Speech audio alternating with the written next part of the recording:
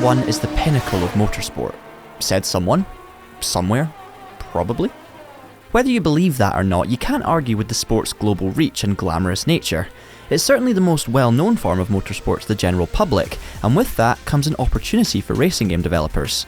Formula 1 cars will always be popular choices for players, with their incredible performance and grip levels making them a dream to drive. For this reason, we see official Formula 1 cars or unofficial knockoffs in most sim racing titles that have a multidisciplined nature. With RaceRoom recently launching their own F1 inspired machine, the X22, what better time would there be to jump in and test all of the different F1 interpretations across major racing titles, fictional or not. I fired up RaceRoom, Automobilista 2, F1 22, rFactor 2, iRacing and Assetto Corsa, not all at the same time I should add, taking to the Spa-Francorchamps circuit to check what was on offer. In this video I'm going to show you the gameplay for each of these titles and talk a little bit about my experience with them, hopefully giving you an idea of what's out there to have a play with if you're an F1 fan. Of course, some of these don't have 2022 style cars, but are big hitters nonetheless, and you will see shortly why they've been included. So first of all, let's cover the ground rules.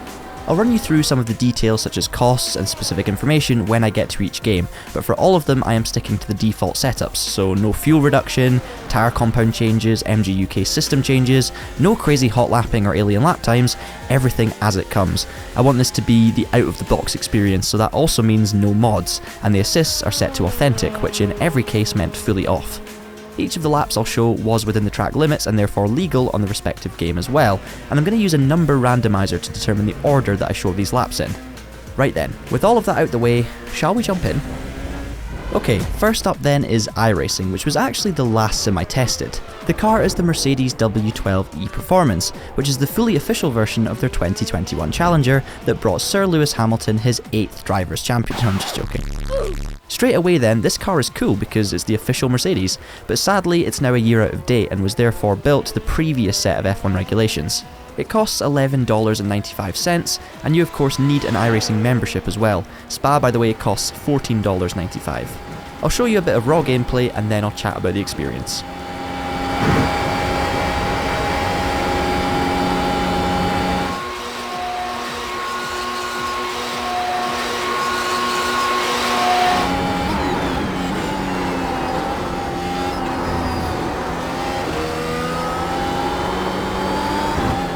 So, the W12 on iRacing. This was, out of the box, an incredible Formula 1 car experience. This car is just mega to drive. It's planted, it's smooth, it's predictable, it's fast, and above all else, it's just huge fun. The force feedback was immediately intuitive. There was no unpleasant turbo lag or numbness in the handling, no hidden surprises. Still plenty of time on the table, and mistakes were possible, but generally, the car did what I wanted it to do. It encouraged me to push without feeling insincere. I was a bit safe on the brakes into La Source and the bus stop to avoid lockups, but I never felt like it wasn't in control, I just felt like I had more to master. The trickiest part was probably under acceleration out of the slow corners. Trying to pick the right gear and get the power down with this kind of engine isn't easy. There was also DRS in the DRS zones, but honestly, as I was driving, I couldn't really tell whether or not I was using it. There's probably something I'm missing, but it wasn't immediately obvious, so I was sort of just hoping it was open. Lap time wise, I managed a 1 minute 46.9 and the race lap record in F1 is a 1 minute 46.2, so not far away. I'd say the only real downside of this as an F1 sim racing experience is that it's a 2021 car, so if you want the latest regulations you will need to go elsewhere for now. However, that is set to change at some point in the near future as we do expect the 2022 Mercedes to appear. All in all, this was absolutely fantastic, I highly recommend it. Okay, so next up we have rFactor 2, and with that comes my usual disclaimer that we Traxion and Studio 397, who make RF2, are both owned by Motorsport Games, but we are fully editorially independent, so yes, these are my genuine thoughts. rFactor 2 has the fictional Formula Pro, which launched last year and will currently cost you £4.37 in the Steam store, with Spa setting you back £7.86. It was, at the time, a look ahead to the 2022 F1 regulations in terms of chassis and design, but they switched out the V6 hybrid with a V10 naturally aspirated monster, which you can probably already hear. So in some ways, this isn't really a current F1 car, but was absolutely inspired by F1 and I think therefore is worth looking at.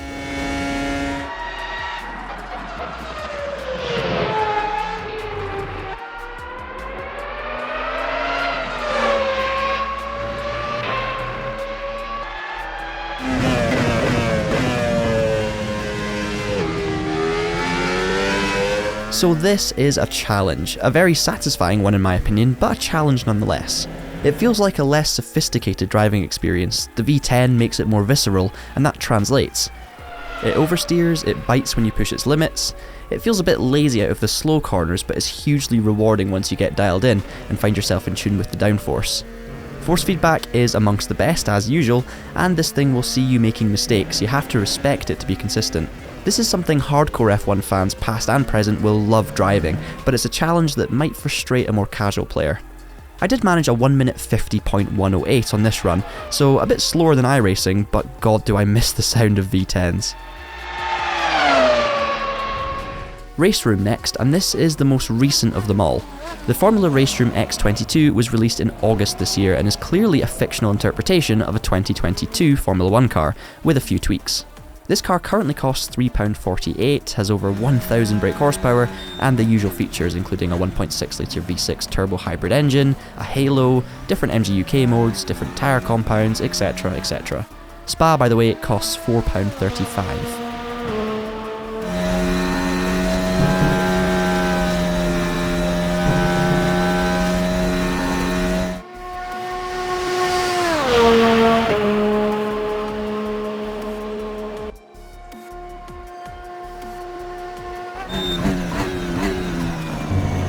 So, first off, can I just say I absolutely love RaceRoom racing experience. I really enjoy the grounded handling, I enjoy the competition system, the sounds, but for me, single-seaters have always been a weak point. I just never get them feeling right, and this X22 was sadly no exception.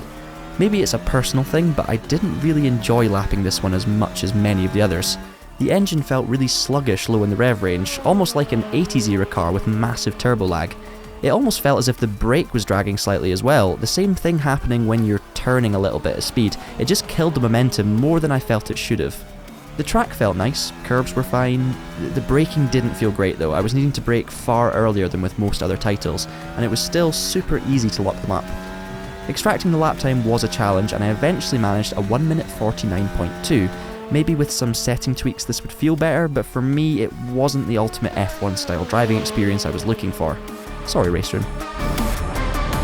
Automobilista 2 is up next. This one I tested just after rFactor 2 and just before RaceRoom. The car in question is the Formula Ultimate Gen 2, which is available for free if you own the game, so an instant plus there. Spa is still paid DLC however, coming in at £7.99, but this does get you the most recent and up-to-date 2022 version of the circuit, as well as some classic layouts. The car, again, is a fictional interpretation of the 2022 F1 regulations.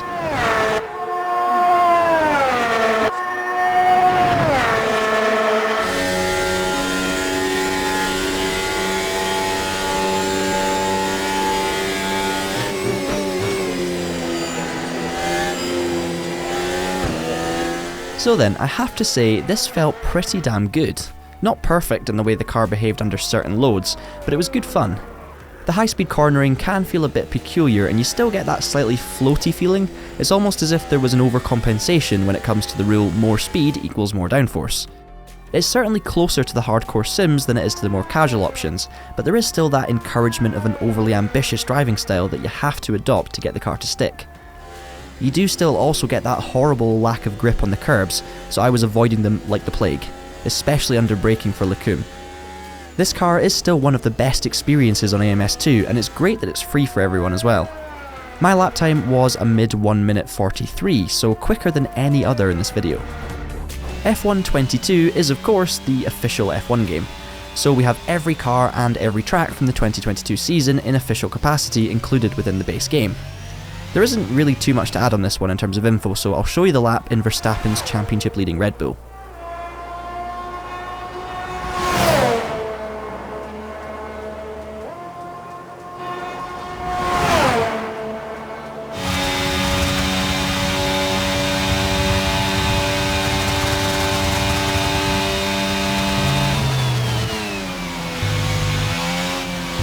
As you lot know, this franchise has always tried to balance realism with accessibility to cater for all F1 fans, and they do a good job of it. I have to say, I struggled a lot with the 2022 edition when the game launched. I had big hardware issues across multiple PCs, but now that seems to be stabilised. I have to say, the experience was much better. I'll get the downsides out of the way first. The track is not as well represented as it is in other titles, it hasn't even been updated to include the 2022 changes, and of course, the handling isn't quite as realistic as the more hardcore sims included in today's video. But I would argue that that's no bad thing in this case. Aside from these observations, hot lapping was a really good experience. The car was satisfying to drive and did what I wanted it to without feeling like something was amiss. It had a bit more grip, felt a bit more neutral than others, and the lap time was a 1:45.1 on the default setup. If you're looking for an immersive single-player F1 experience to go with the driving itself, then of course this is a superb option for you with My Team, career mode, and everything that comes with that. And last, but certainly not least, we have Assetto Corsa. Now this is probably the biggest oddball, as this game stopped receiving new DLC content years ago. Modding is of course a huge part of Assetto Corsa's continuing success, but as this video is looking solely at official content, the most recent F1 car we can use is the 2017 SF70-H, the last Ferrari F1 car pre-Halo, but the first car following the major regulation changes that would define the era from 2017 through to 2021. So this car could still arguably be considered a modern F1 car? It's available within the Ferrari Pack DLC for £5.19, and here's how it looks around Spa.